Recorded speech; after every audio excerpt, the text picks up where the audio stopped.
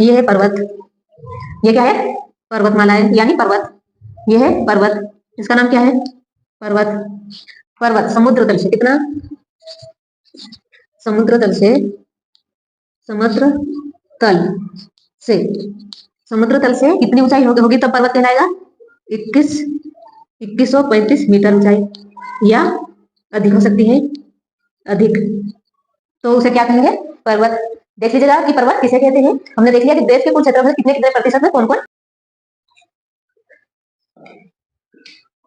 Hello guys, good afternoon. आज हम देखेंगे भारत का भौतिक स्वरूप। इससे पहले आपने अगर नहीं देखा है भारत के प्रादेशिक विभाजन, भारत के प्रमुख दर्रे, अगर सामान्य जानकारी, भारत के कर्क रेखा से गुजरने वाले राज्य, अगर ये वीडियो नहीं देखे तो डिस्क्रिप्शन में लिंक मिल जाएगी, वहां से आप देख सकते हैं। आज देखेंगे भौतिक स्वरूप, हम देख लेंगे मैपिंग से। इससे देखेंगे, मैप से पढ़ेंगे भौतिक स्वरूप। इससे पहले हम देख लेते हैं,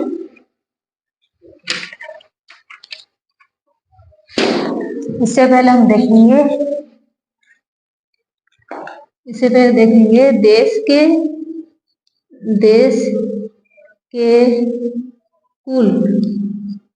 कुल क्षेत्र का, देश के कुल क्षेत्र का पर्वत है, पर्वत कितने प्रतिशत? 10.7% भागों में फैला हुआ है। पहाड़ियां फैली हुई है, पहाड़ियां फैली हुई 18.6% भागों में फैली हुई है। फिर हम देखेंगे बंजर भूमि, कौन सी? बंजर भूमि फैली हुई है 27.7% भागों में। और मैदान में लगभग 43% भागों में फैला हुआ है। यानी कि देश के कुल क्षेत्र का कितने कितने प्रतिशत भागों में कौन कौन फैला हुआ है? तो पर्वत है 10.7% भागों में फैले हुए हैं, पहाड़ियां है 18.6% भागों में, बंजर भूमि है 27.7% में, और मैदान है 43 भागों में फैला हुआ है। पर्वत किसे कहेंगे पहले हम देख लेंगे। ये है पर्वत, ये क्या है? पर्वतमाला है यानी पर्वत। ये है पर्वत, इसका नाम क्या है? पर्वत। पर्वत समुद्र तल से कितना? समुद्र तल से, समुद्र तल से, समुद्र तल से कितनी ऊंचाई होगी तब पर्वत कहलाएगा? 2135 मीटर ऊंचाई या अधिक हो सकती है, अधिक, तो उसे क्या कहेंगे? पर्वत। देख लीजिएगा कि पर्वत किसे कहते हैं। हमने देख लिया कि देश के कुल क्षेत्रफल कितने कितने प्रतिशत में कौन कौन स्थित है। तो पर्वत हमारे भारत में कितने प्रतिशत? समुद्र तल से 2135 मीटर से या अधिक ऊंचाई होगी, इसे क्या कहेंगे? पर्वत कहेंगे। फिर हम देख लेंगे इसे क्या कहेंगे? पर्वत।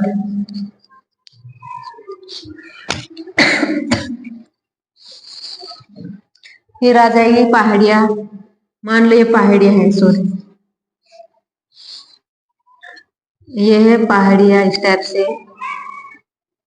ये इस टाइप से क्या फैली हुई है? पहाड़ियां।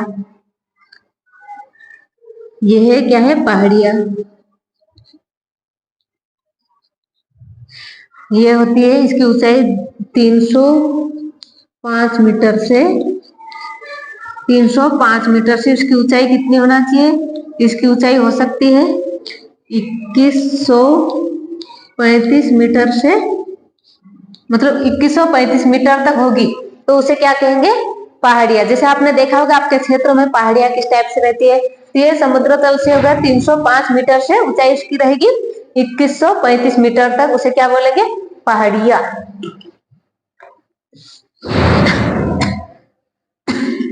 इसे बोलेंगे पहाड़ियां। फिर आ जाएगी बंजर भूमि। आपने देखा होगा रेगिस्तान में, मान लो ये क्या है? बंजर भूमि। कौन सी है? बंजर भूमि। आपको समझाने के हिसाब से बता रही हूँ, अगर आप इस टाइप से याद करते हैं आपका आसानी से याद हो जाएगा। अगर आप मेंस भी लिखते हैं तो आप लिख सकते हैं आसानी से याद करके। सीधे रटने से चीजें याद नहीं होती, इसीलिए मैं इस टाइप से बना के बता रही हूँ। ये कौन सी है? बंजर भूमि। बंजर भूमि कितने प्रतिशत क्षेत्र में फैली है? तो 27.7% भागों में फैले हुए, मतलब हमारे देश के यानी हमारे भारत देश के कुल क्षेत्रफल के 27.7% में कौन सी भूमि है? बंजर भूमि है। फिर मान लो ये है उपजाऊ भूमि। कैसी है? उपजाऊ भूमि या मैदानी भूमि। उपजाऊ भूमि या मैदानी भूमि मतलब इसे जैसे वहां पे कृषि की जा सकती है, कुछ उद्योग वगैरह की जा सकता है, इसे क्या बोलेंगे? मैदान। मैदान। तो मैदान कितना है हमारे भारत में? टोटल 43%। ये है मैदान। इस टाइप से आप बना के भी याद कर सकते हैं। देश के कुल क्षेत्र पर्वत है 10.7%, पहाड़ियां है 18.6%, बंजर है 27.7%, मैदान है 43% भागों में विभाजित है। पर्वत हमने देख लिया कि समुद्र तल से 2135 मीटर या अधिक ऊंचाई वाले पर्वत कहलाएंगे।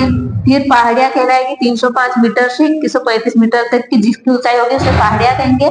फिर बंजर भूमि जैसे रेगिस्तान में, मरुस्थलीय क्षेत्र उसे बंजर भूमि जहाँ पे फसलों का उत्पादन नहीं होता है, वृक्ष पेड़ पौधे मतलब जहाँ पे उत्पादन नहीं होता उसे क्या कहा जाता है? बंजर भूमि कहा जाता है, क्योंकि यहाँ पे उपजाऊ भूमि नहीं रहती है। फिर मैदानी क्षेत्र कितने प्रतिशत भागों में फैला है?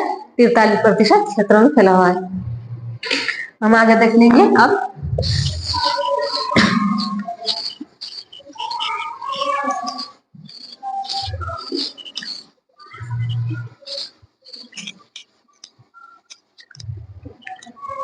भारत को भौतिक रचना का, भारत का भौतिक संरचना,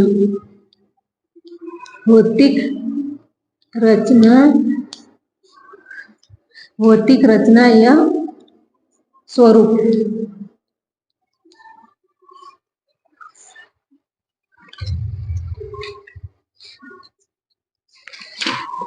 भौतिक रचना धरातल के स्वरूप के हिसाब से, धरातल के स्वरूप के हिसाब से, स्वरूप के आधार पर कितने 5 भागों में विभाजित है? 5 भागों में विभाजित है। हम मैपिंग से देख लेंगे ताकि आपको आसानी से याद हो जाए। विभाजित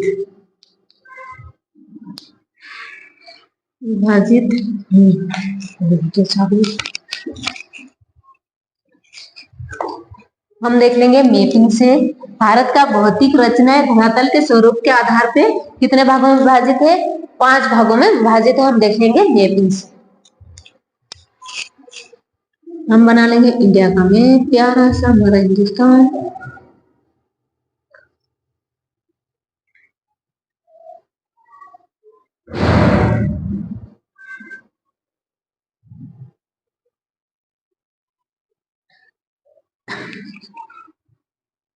ये प्यारा सा इंडिया।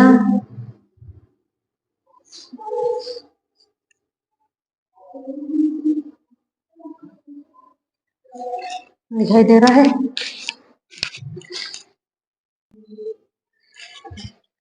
5 भागों में कौन कौन से भाग? ये क्षेत्र आ जाएगा, ये वाला पूरा क्षेत्र कौन सा आ जाएगा? उत्तर का पर्वतीय क्षेत्र, पर्वतीय क्षेत्र ये है फर्स्ट नंबर पे। यहाँ पे हिमालय पर्वतमालाएं आ जाती है तो उत्तर का पर्वतीय क्षेत्र। सेकेंड आ जाएगा मैदान। थर्ड आ जाएगा यहाँ पे मरुस्थलीय क्षेत्र, मरुस्थलीय क्षेत्र। फिर फोर्थ आ जाएगा प्रायद्वीपीय क्षेत्र, प्रायद्वीपीय क्षेत्र। फिर आ जाएगा येवाट और पूर्वी और पश्चिमी, से कहते हैं समुद्र तटीय क्षेत्र। कौन सा? तटीय तटीय क्षेत्र। तटीय क्षेत्र क्यों कहा जाता है? क्योंकि यहाँ पे आ जाती है बंगाल की खाड़ी, बंगाल की खाड़ी, और यहाँ पे आ जाती है अरब सागर, अरब सागर, और यहाँ पे आ जाता है हिंद महासागर, हिंद महासागर।